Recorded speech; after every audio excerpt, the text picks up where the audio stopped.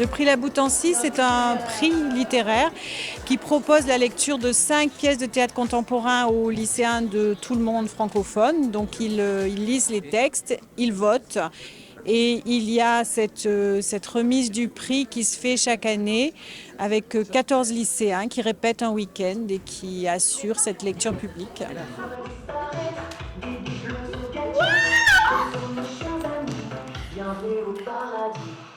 Je pense que toutes les trois, on était très contentes de participer. Voilà, ça nous a été proposé et on a accepté et je pense qu'on regrette pas. Pas joie et précipitation. Quand on raconte, c'est-à-dire aussi qu'on articule les mots, parce que sinon, on fera ça, et qu'ils savent qu'ils doivent démarrer quand la vidéo apparaît. Je suis toujours très très fière, mais très inquiète, moi, toujours pendant.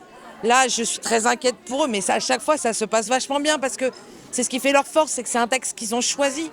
C'est leur engagement, le fait de porter ce texte-là devant leurs camarades qui leur donne cette force incroyable chaque année. Et chaque année, on se dit, non mais on va jamais y arriver. Et en fait, chaque année, ça marche super bien. Mais à force de répétition, ses mains gagnent en souplesse jusqu'à danser des poèmes entiers dans les airs.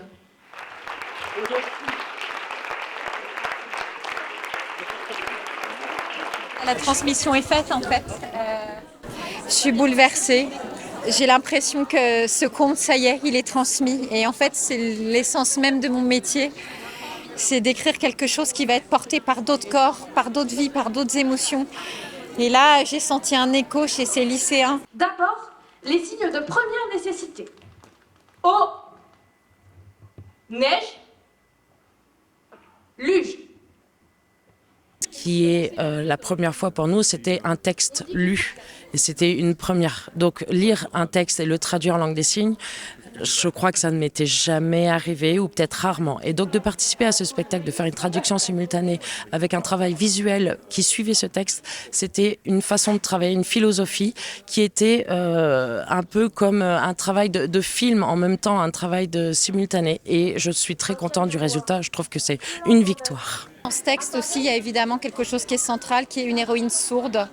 C'est-à-dire qu'elle est différente de son village, elle est exclue au début. Et en fait, c'est cette différence, cette exclusion et le fait qu'elle ait une langue à elle bien particulière qui fait qu'elle va sauver toute la langue de son village, elle va sauver toute sa région. Plus on a de mots complexes, hirsutes, inutiles, plus à l'intérieur de nous, il y a quelque chose qui est capable de faire rempart au monde marchand, à la dictature, aux idées conformistes.